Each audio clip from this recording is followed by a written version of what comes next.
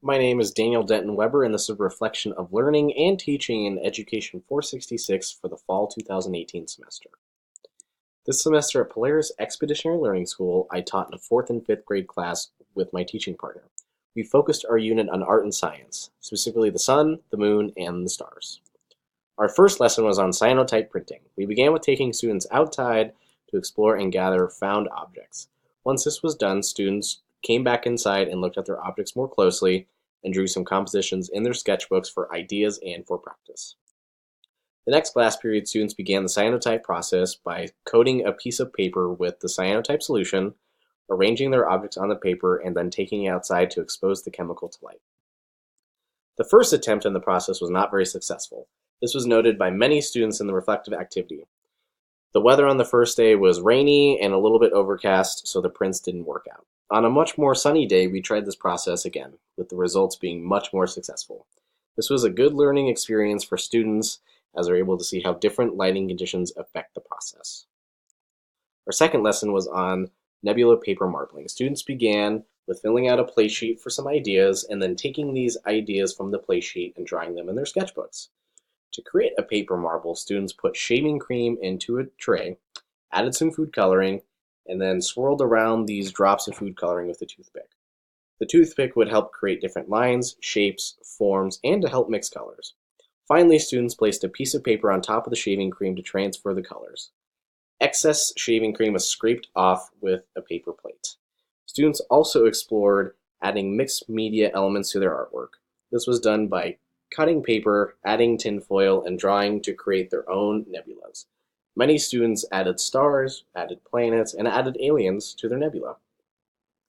The lesson concluded with a token reflective activity. This was used for students to look at the choices that they made and that their peers made in their artwork more closely. Many students connected personal emotions to the artwork of their peers, which was great. Our final lesson was on supernovas. We did a painting and printmaking exploration. The lesson began with students filling out a play sheet and then using these ideas from the play sheet and drawing them in their sketchbooks.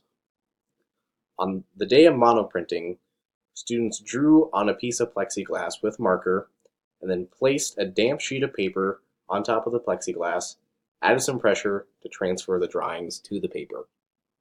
Many students enjoyed and explored this process heavily because most students created at least 3 to 4 different prints that day. The second day, or the next day, was reserved for painting. Students explored painting techniques to create a supernova. Some students painted on their monoprints from the weeks previously to create a mixed media artwork. Next thing is about the classroom environment. Each class period begins with a student-led physical mental check-in. Students would give a thumbs up, thumbs middle, or thumbs down about how they're doing physically and mentally. Often students would give a brief sentence or two explaining why they're feeling the way that they do. Also in groups, students would share or take attendance. This was done by one student leader to help take attendance. Once everyone shared their thoughts and their feelings, we would begin art class. Art class began with viewing the blog from the class period before. Students had the opportunity to share what they learned, share some successes, and ask questions they may have. This also gave students a good opportunity to collaborate to help answer each other's questions and share what was successful in the week before. Stations were used often in organizing the classroom. This helps students give enough space to work comfortably.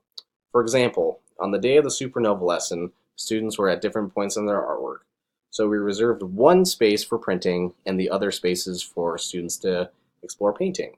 Stations became useful for both teachers and students in the art-making process as everything was more organized. Organizing cleanup also became essential in teaching art at Polaris. What worked really well for many lessons was designating leaders of each table to help with things like cleaning brushes or cleaning paint cups. We would also tell students to put everything back in their designated home, and students would clean efficiently. We would usually reserve the last 10 minutes for cleanup. We used a 4-step redirect system that was put in place by the classroom teacher. The first redirect was to just politely remind the student to change their behavior and to get back on track. The second redirect was to ask the student to change their behavior and tell them what the expected behavior is. A third redirect is a one-on-one conversation with a student about their behavior in the hall or in a private setting. The student is asked if they can fix their behavior and what they need to do to fix that. At this point, a student may need to be separated from the group or to work alone to help fix their behavior. The fourth and final redirect is the student is sent to the office for administrative support. In terms of professionalism, I learned a few things. The first thing being communication. Open communication is essential in co-teaching. It is important to disclose who may be grabbing what or who is doing what on any given week. Also collaborating on ideas to help create a lesson. We would both use our strengths to help develop and to teach the lessons in each week. And for me, organization became important. If I had all my papers, all my files organized in a way that worked well for me, this helped me teach more effectively. Teaching in a non-art classroom became a huge learning curve for me. I had to be more aware of what students were doing so things like paint or other wet materials would not end up on the carpet. Also, facilitating cleanup became important because there was only one sink in the classroom. Also, teaching in a school where you do not have your own classroom was another struggle for me at times. You just had to be really organized and think ahead of what material students may be using at any given week. Then again, organization of a classroom, for example, setting up stations was something that became effective because this allowed students to move about the room and then be a little bit more engaged in the art making process.